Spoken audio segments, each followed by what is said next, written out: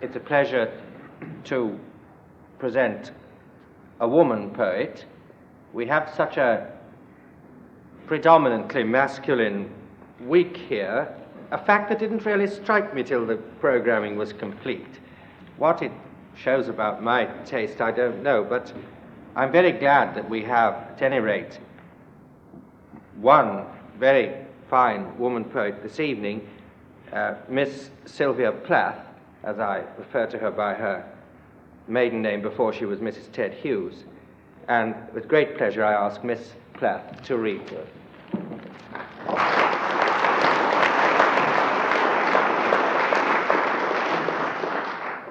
The poem I'm going to read tonight is called Tulips, and it was occasioned quite simply by receiving a bouquet of red, spectacular tulips while convalescing in hospital.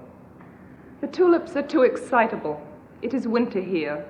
Look how white everything is, how quiet, how snowed in. I am learning peacefulness, lying by myself quietly, as the light lies on these white walls, this bed, these hands. I am nobody. I have nothing to do with explosions. I have given my name and my day clothes up to the nurses, and my history to the anesthetist, and my body to surgeons.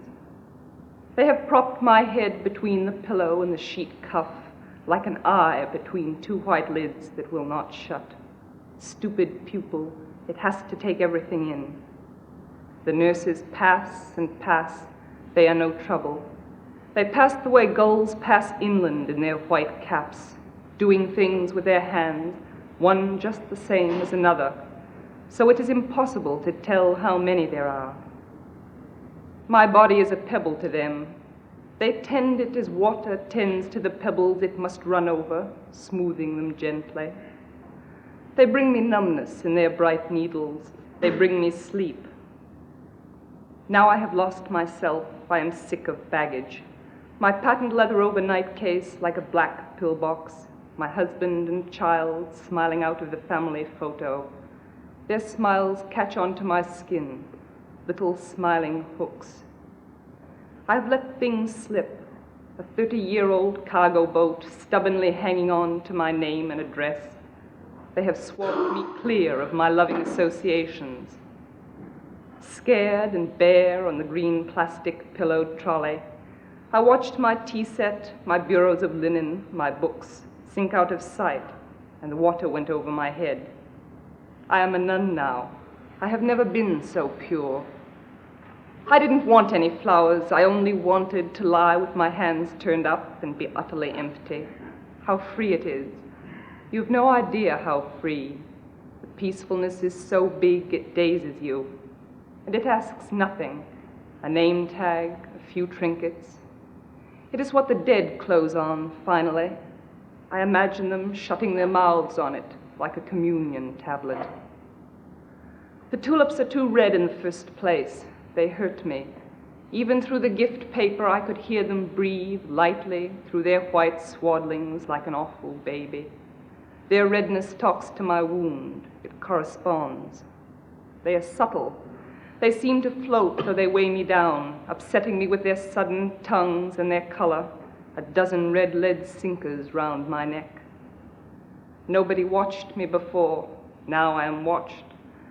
The tulips turn to me and the window behind me, for once a day the light slowly widens and slowly thins, and I see myself, flat, ridiculous, a cut paper shadow between the eye of the sun and the eyes of the tulips, and I have no faith.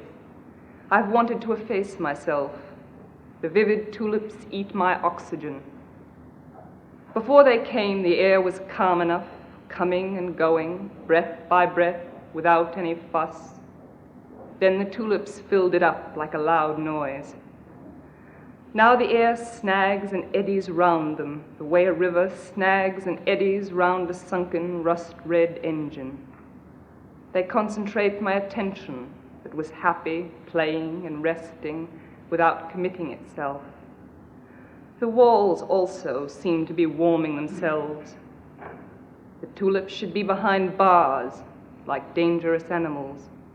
They are opening like the mouth of some great African cat, and I am aware of my heart. It opens and closes its bowl of red blooms out of sheer love of me. The water I taste is warm and salt like the sea, and comes from a country far away as health.